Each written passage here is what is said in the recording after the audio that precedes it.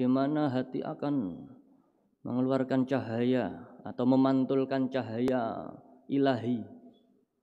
Hati kita ini diibaratkan memiliki permukaan seperti kaca. Maka bagaimana kaca ini akan memancarkan, memantulkan cahaya ilahi jika permukaan kacanya ini masih terdapat gambar-gambar makhluk. Kita punya kaca cermin misalkan, jika kaca cermin ini bersih, ya, bersih kemudian jernih, maka sedikit cahaya akan mudah untuk memantul. Tetapi jika kaca ini, banyak kaca-kaca zaman lama ini sudah mulai terkelupas bagian belakangnya, atau bahkan bagian depannya ini ada kotoran-kotoran. Kalau anak kecil biasanya malah ditempeli stiker-stiker. Maka bagaimana ketika cermin hati ini terdapat gambar-gambar makhluk, bagaimana ia akan bersinar memantulkan cahaya ilahi. Apa yang dimaksud dengan gambar-gambar makhluk yang tertempel di dalam atau di cerminnya hati?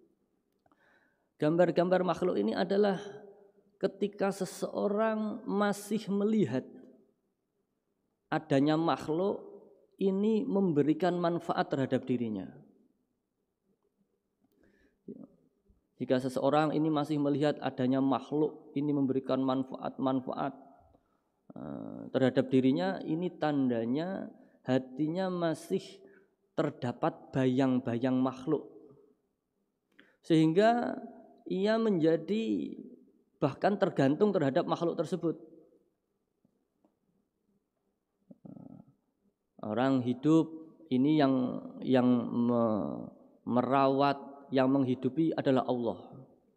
Adapun kita bekerja mencari nafkah, kita makan, kita sandang, pangan, papan dan lain sebagainya, ini adalah ya makhluknya Allah yang diutus oleh Allah untuk mencukupi kebutuhan kita. Jika kita masih melihat sandang, pangan, papan ini betul-betul memberi manfaat hakiki terhadap kita, sehingga kita tergantung kepada benda-benda sandang, pangan, dan papan ini tadi, ini tandanya hati kita masih tertutup oleh bayang-bayang makhluk, sehingga pandangan kita terhalang, tidak bisa melihat, tidak bisa memantulkan nur ilahiyah ini tadi. Maka bagaimana mungkin hati akan bersinar memantulkan cahaya ilahi jika bayang-bayang makhluk masih menempel, masih mancep terdapat pada cerminnya hati. Am kaifa yarhalu ilallah wa huwa mukabbalun. Dan bagaimana seseorang akan berjalan menuju Allah jika hatinya masih terikat mukabbalun bisyahwatihi, jika hatinya masih terikat oleh syahwat-syahwatnya. Seseorang yang berjalan menuju Allah, maka ia harus meninggalkan segala macam syahwat-syahwat, nafsu-nafsu. Tetapi jika ia masih belum bisa meninggalkan, bahkan menjadi terikat dengan syahwat-syahwatnya, maka ia akan sulit, bahkan tidak mungkin untuk berjalan. Seseorang yang berjalan ini kakinya harus terbebas dari sebuah belenggu. Jika seseorang ini semacam dipasung, kakinya dijerat, ditaleni, dibondo, maka bagaimana mungkin ia akan bisa berjalan? Jangankan sampai ke tujuan, berjalan 1 meter, 2 meter saja tidak mungkin.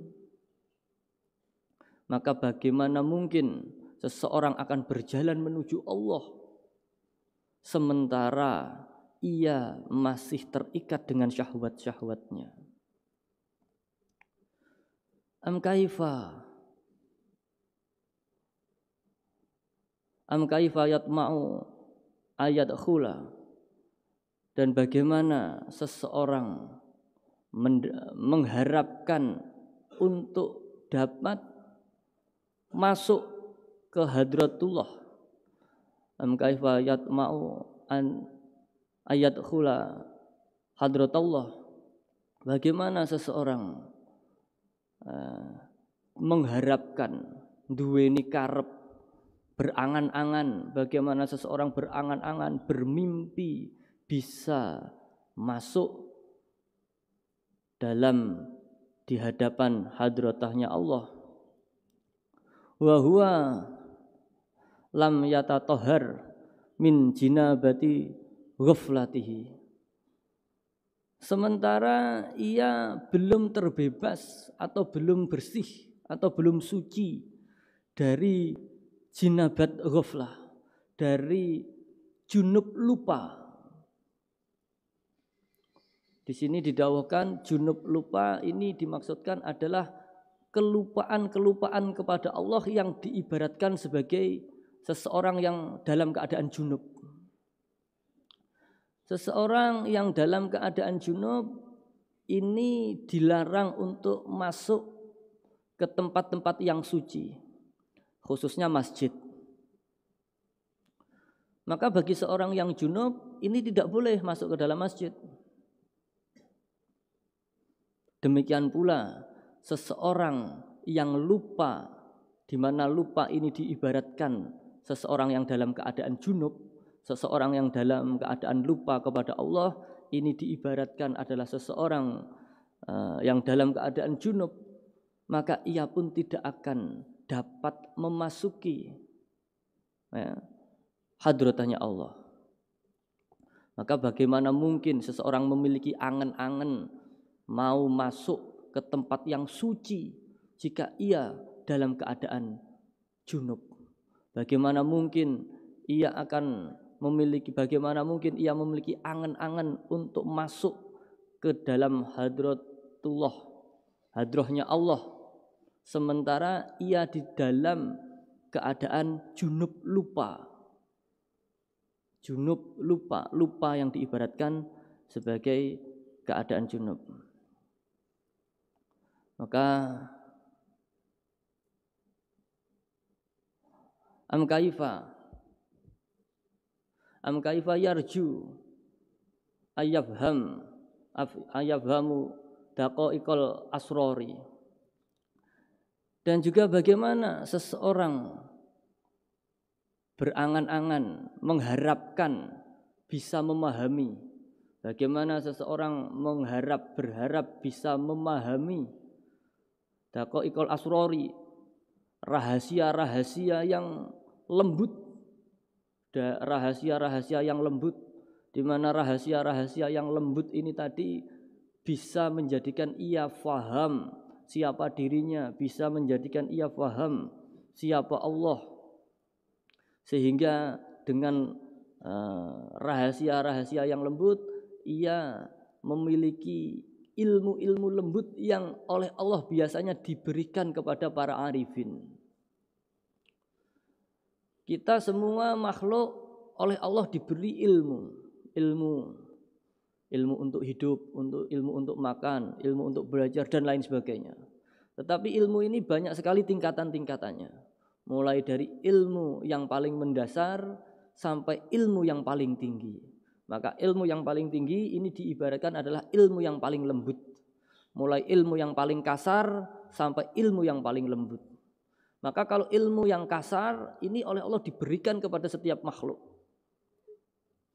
Kita anak kecil kalau lapar menangis supaya ibu kita memberi susu kepada kita. Ini ilmu kasar, semua orang diberi. Bahkan hewan pun juga diberi ilmu oleh Allah berupa naluri atau insting, animal instinct. Ini juga ilmunya Allah, tapi ini ilmu kasar. Sementara tingkatan yang tinggi adalah digambarkan ilmu yang halus, di mana ilmu yang halus ini memiliki manfaat menjadikan ia bisa mengenal kepada Allah, menjadikan ia makrifat kepada Allah. Ini adalah ilmu yang halus.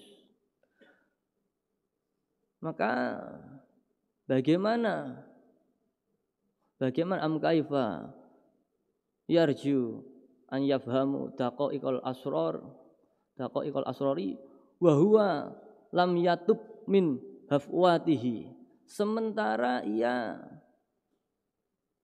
belum berhenti, belum bisa lepas dari keluputan-keluputan, sementara ia belum bisa bertobat dari kesalahan-kesalahan, khilaf-khilaf, keluputan-keluputan yang selama ini dilaksanakannya. Maka bagaimana seseorang bisa memahami, rahasia-rahasia yang lembut, di mana rahasia-rahasia lembut ini adalah diibaratkan ilmu-ilmu tingkat tinggi yang oleh Allah diberikan kepada orang arifin, sehingga seseorang yang memiliki ilmu yang tinggi ini menjadikan ia makrifat kepada Allah. Bagaimana kita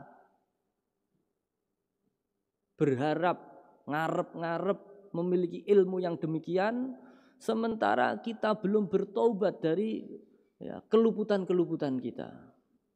Keluputan-keluputan yang bagaimana? Keluputan-keluputan di mana kita masih melakukan maksiat-maksiat, khususnya maksiat-maksiat yang tidak disengaja. Kalau maksiat-maksiat yang disengaja ya bukan menjadi pembahasan, ya, jangan berangan-angan kalau begitu. Tetapi banyak sekali keluputan-keluputan yang tidak disengaja. Keluputan-keluputan yang tidak disengaja inilah menjadikan kita jauh dari Allah, sehingga kita tidak mendapatkan ilmu-ilmu tingkat tinggi, ilmu-ilmu yang halus, rahasia-rahasia yang halus.